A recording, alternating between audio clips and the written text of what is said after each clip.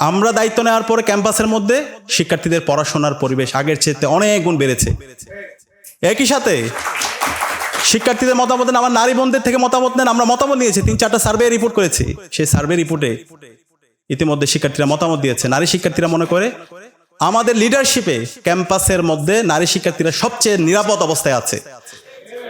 এবং একই সাথে এই ক্যাম্পাসের মধ্যে আমরা ভায়োলেন্স লেভেল একদম শূন্যের কোটায় নিয়ে এসেছি।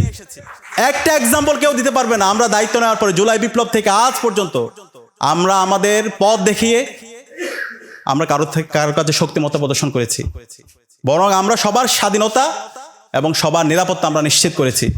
যে আমার সমালোচনা করেছে আমি তারও অধিকার নিশ্চিত করেছি, আবার যে আমার সমর্থক আছে তারও আমি আমার সার্বিকভাবে আমি নিরাপত্তা নিশ্চিত করেছি।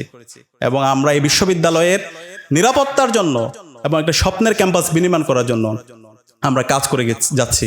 এবং আলহামদুলিল্লাহ এত অসহযোগিতার পর বিশ্ববিদ্যালয় প্রশাসন থেকে আমাদেরকে এখন পর্যন্ত বাজেট দেওয়া হয় নাই। আমরা দেখতে পাই এর আগে 2019 সালের যে ডাকসু হয়েছিল সেই সময়ও প্রায় 2 কোটি টাকার অধিক বিশ্ববিদ্যালয় থেকে ফান্ড দেওয়া হয়েছিল। আজকে আমরা দায়িত্ব নেওয়ার 11 মাস পার করছি, এখন পর্যন্ত আমাদেরকে 25 লাখ টাকা দেওয়া হয়েছে। তো আমরা বলেছি এই ফান্ড আমাদের দরকার নেই, এই ফান্ড তোমাদের ফান্ড তোমরা রেখে দাও। আমরা আল্লাহর রহমতে আমাদের অ্যালামনাইদের মাধ্যমে এবং আমাদের যে রিসোর্সগুলো আছে সেই রিসোর্সের মাধ্যমে আলহামদুলিল্লাহ আমরা গত 11 মাসে যে কাজ করেছি বিশ্ববিদ্যালয় 105 বছর ইতিহাসে এই কাজকে করতে পারে নাই। এবং আমরা কথা দিয়ে কথা রেখেছি। আমরা সেই সমাজে দেখতে পাই সবসময় আমাদের নেতৃত্ব ভাঙ্গার কাজে জড়িত, কিন্তু আমরা গড়ে দেখিয়েছি কিভাবে করতে হয়। শুধু আমরা অভিযোগ দিই নাই, আমরা নিজেরা প্রমাণ করে দেখিয়েছি। শিক্ষার্থীদের স্বাস্থ্য সেবা থেকে শুরু করে শিক্ষার্থীদের অনাবাসিক শিক্ষার্থীদের পরিবহন সংকট থেকে শুরু করে আমাদের বিশ্ববিদ্যালয়ের শিক্ষার্থীদের আবাসন সংকট দূর করার জন্য আমরা অসংখ্য কাজ করেছি। সেই বিষয়গুলো আপনারা জানেন। আজকেও আমরা আপনাদের জন্য একটা সুসংবাদ আছে। আগামী 1 সপ্তাহের মধ্যে আমাদের নারী বোনদের দীর্ঘদিনের তাদের দাবি ছিল আমাদের সুফিয়া কামাল হল থেকে শুরু করে মৈত্রী হল পর্যন্ত, বঙ্গমাতা হল পর্যন্ত একটা বাস সার্ভিস নিয়ে আসা। তো আলহামদুলিল্লাহ আমরা নতুন একটা বাস নিয়ে আসতেছি। আগামী 1 সপ্তাহের মধ্যে আমাদের বোনদের জন্য, নারীদের জন্য ক্যাম্পাসের মধ্যে আমরা এই বাস উদ্বোধন করব। শুধু এটা একটা বাস না, আমরা এমন একটা বাস নিয়ে আসতেছি, এটা হচ্ছে ইকো বাস। আকিজ গ্রুপ আমাদেরকে স্পন্সর করেছে।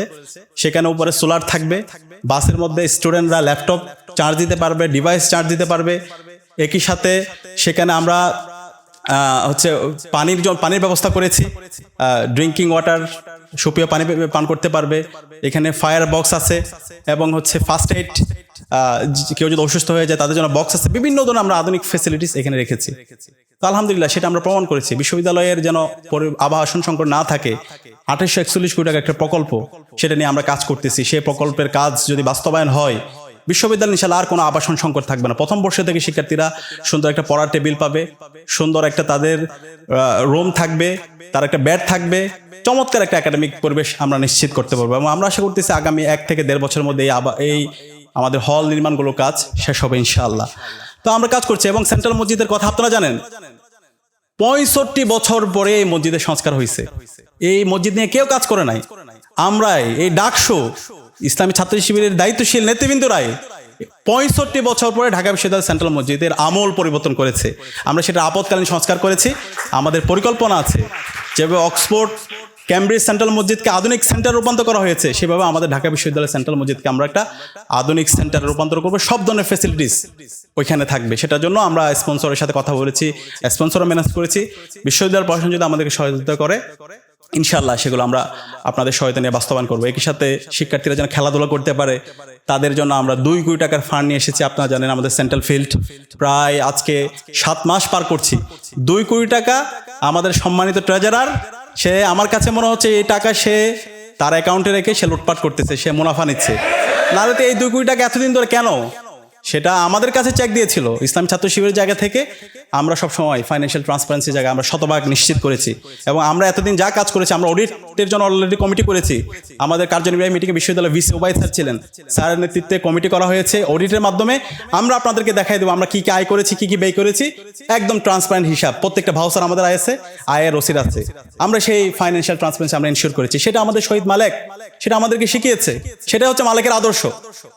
একই সাথে আমাদের বলা হয়েছিল আমরা দায়িত্ব নিলে আমরা নারীদের জন্য নিরাপদ ক্যাম্পাস করবো না, নারীদের জন্য আমরা কিছুই করবো না।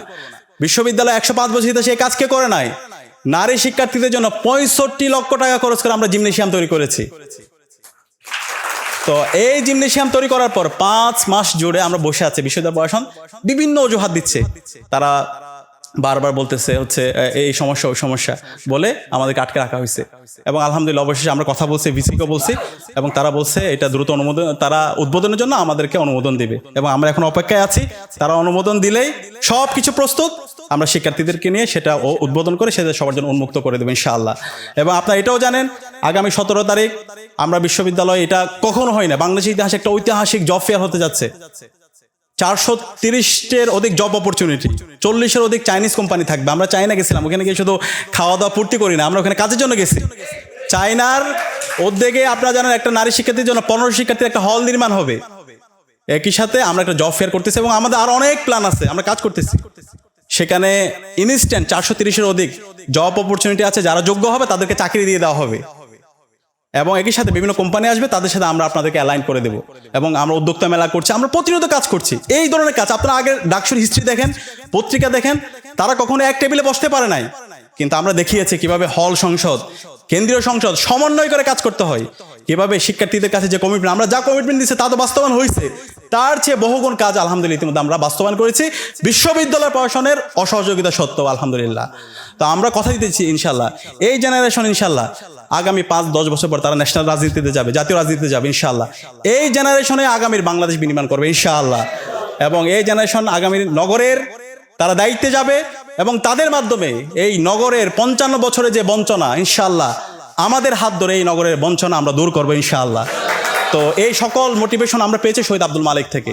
এই শহীদ মালেক হলো আমাদের প্রেরণার বাতিঘর। শহীদ মালেক আমাদেরকে শিখিয়েছে কিভাবে কাজ করতে হয়, কিভাবে কথা দিয়ে কথা রাখতে হয়, কিভাবে ডিকলোনাইজ মাইন্ডসেট বিল্ড আপ করতে হয়, কিভাবে বলতে হয় যে আমরাই পারি, আমরাই সেরা, আমরাই পারবো ইনশাআল্লাহ। সেটা আমরা জুলাই বিপ্লবে দেখেছি, সেটা আমাদের আবু সাইদ, শহীদ আলী রায়হানরা সেটা আমাদেরকে দেখিয়েছে। তো ইনশাআল্লাহ আপনাদের সাথে নিয়ে আমরা সেটা বিনির্মাণ করতে চাই। আমি আবারও ইসলাম ছাত্র শিবিরকে ধন্যবাদ জানাচ্ছি, যেখানে সবাই পার্সোনাল ইন্টারেস্ট, অন্যান্য ছাত্র সংগঠন এবং অন্যান্য ব্যক্তিবর্গরা, রাজনৈতিক দলগুলো তাদের পার্সোনাল ইন্টারেস্ট এবং পার্সোনাল গেইন নিয়ে কাজ করছে, সেখানে ইসলামী ছাত্র শিবির প্রতিষ্ঠা লগ্ন থেকে ন্যাশন বিল্ডিং নিয়ে কাজ করে আসতেছে, যেটা আমাদেরকে শিখেছে শহীদ আব্দুল মালেক। শহীদ আব্দুল মালেক তার কোনো ব্যক্তিগত কথা নিয়ে টিএসসিতে কথা বলে নাই, কিভাবে শিক্ষা ব্যবস্থার রূপরেখা হতে পারে, কিভাবে একটা জাতি তার অনন্য উচ্চতা যেতে পারে, কিভাবে একটা জাতি শিক্ষা, সাহিত্য, শিল্প, সংস্কৃতি, বিজ্ঞান, প্রযুক্তির মাধ্যমে একটা অনন্য উচ্চতায় গিয়ে নিজের দেশকে এবং পুরো বিশ্বে নেতৃত্ব দিতে পারে, সেই কথাগুলো, সেই রূপরেখাগুলো শহীদ আব্দুল মালেক দিয়েছে। তো আমরা শহীদ আব্দুল মালেকের স্বপ্নের আলোকে যেন আমাদের এই দেশের শিক্ষা ব্যবস্থা এবং স্বপ্নের একটা বাংলাদেশ, স্বপ্নের একটা ক্যাম্পাস আমরা যেন বিনির্মাণ করতে পারি, আল্লাহ পাক সুবহানাহু ওয়া তাআলা আমাদের সেই তৌফিক দান করুক।